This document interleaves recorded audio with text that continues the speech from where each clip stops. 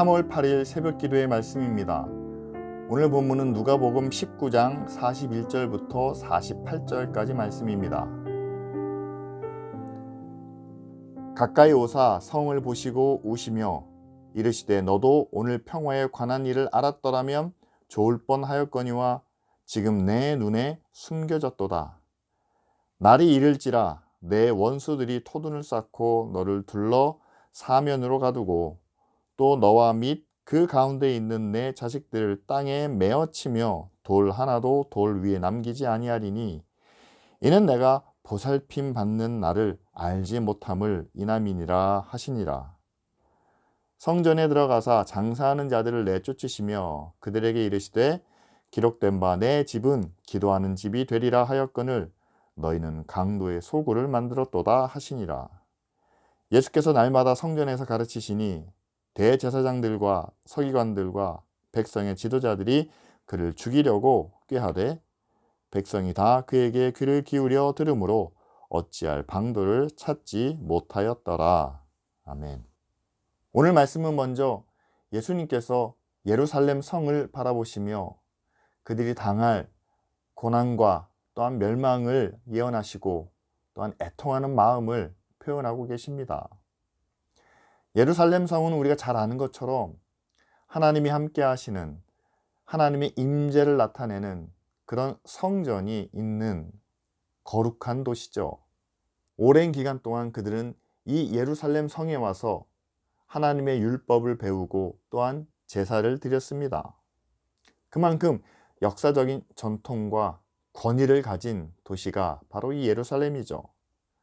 그런데 그 전통과 권위에도 불구하고 더 이상 이스라엘 백성들을 하나님의 백성으로 하나님의 백성답게 살게 하는 그 역할을 다하지 못했다는 사실이죠.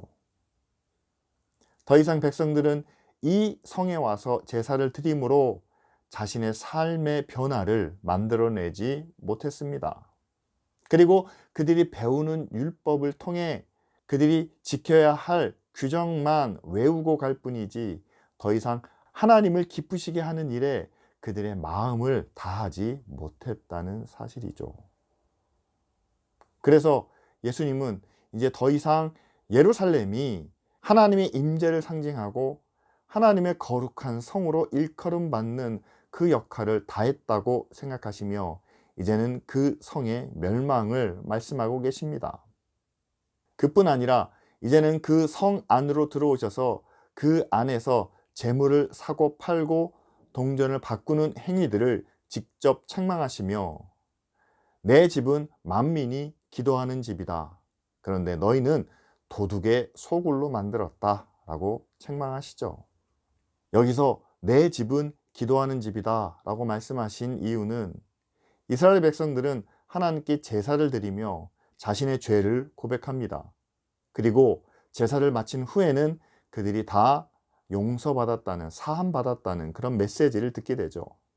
제사장을 통해서 이루어지는 일이긴 하지만 그러나 자신의 죄를 고백하고 또한 죄사함을 인정받는 하나님과의 소통이 이루어지는 자리입니다. 그리고 그렇게 제사를 마친 후에는 그들이 성전을 바라보며 하나님께 기도하는 그런 자리이기도 하죠. 이렇게 제한된 공간이긴 하지만 이스라엘 백성들이 하나님 앞에 서서 하나님을 향하여 구하고 또한 하나님께서 주시는 그 말씀을 응답으로 받을 수 있는 곳이 바로 이 성전이었습니다. 그런데 지금 성전에서는 어떤 일들이 벌어지고 있나요? 하나님과 제사 드리는 백성 사이에 제사장과 레위인들이 있습니다. 이들은 백성들이 가져오는 재물에 간섭을 하죠. 그래서 흠이 있는 유물을 가지고 자신의 이익을 챙기게 됩니다. 뿐만 아니라 제사 드린 후에 그들의 죄가 사함받았으니 이제는 더 이상 같은 죄를 범하지 않도록 그들을 가르치고 교훈하는 하나님의 말씀과 뜻을 전하는 일이 이루어져야 되는데 아무래도 제사장들은 재물을 통해서 얻는 이익에 관심을 갖다 보니 정작 백성들의 삶에는 무관심하지 않았을까요? 그래서 예수님은 당시 예루살렘 성전이 하나님께 기도하는 집이 아니라 제사장들이 장사하는 그런 강도의 소굴이다 라고 이렇게 말씀하십니다. 그렇다면 지금 예루살렘 성전의 역할을 하고 있는, 그리고 제사장의 역할을 하고 있는 교회와 목사들은 과연 어떠한 모습일까요? 예수님께서 지금의 교회를 바라보시며 또한 목회자들을 바라보시며 어떤 말씀을 주고 계실까요? 교회가 과연 하나님이 함께 하시는 곳으로, 하나님이 우리에게 말씀하시는 그런 장소로 여겨져서 교인들이 교회를 통해서 하나님의 자녀답게 변화되고, 또한 우리를 향한 하나님의 말씀과 하나님의 뜻이 무엇인지 깨닫고 거기에 순종할 수 있도록 믿음으로 결단하는 그런 교회의 본분을 다하고 있습니까? 또한 목사들은 하나님을 향하여 나오는 교인들이 하나님께 자신의 죄를 고백하고 뉘우칠 수 있도록 그들을 바른 길로 인도하며, 또한 하나님께서 지금 믿는 자들에게 주시는 하나님의 선하시고 의로운 뜻을 온전히 잘 전달하고 있습니까? 저는 한국 교회와 목회자들이 예수님 당시의 예루살렘 성전과 제사장들처럼 하나님과 하나님 자녀들 사이에서 자기 이익을 챙기며 하나님의 뜻과 하나님의 말씀이 소통되는데 장애물 역할을 하지 않아야 된다라고 저는 그렇게 믿습니다. 지금 우리 시대를 향한 하나님의 의와 사랑이 있습니다. 자기 자녀들에게 원하시는 하나님의 뜻이 분명히 말씀 가운데 나타나고 있죠.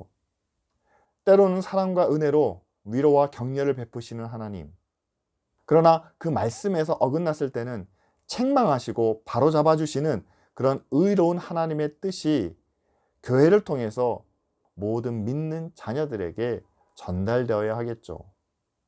그리고 그렇게 하나님의 뜻을 깨달은 믿음의 자녀들은 이제 교회를 통해 하나님의 의를 행하고 구원을 세상 가운데 전하는 그 사역을 감당해야 되지 않겠습니까? 이처럼 교회가 하나님과 그 믿음의 자녀들을 원활하게 이어주는 소통의 창구가 되어야 하겠죠. 이 시간 우리가 함께 기도하기를 원합니다.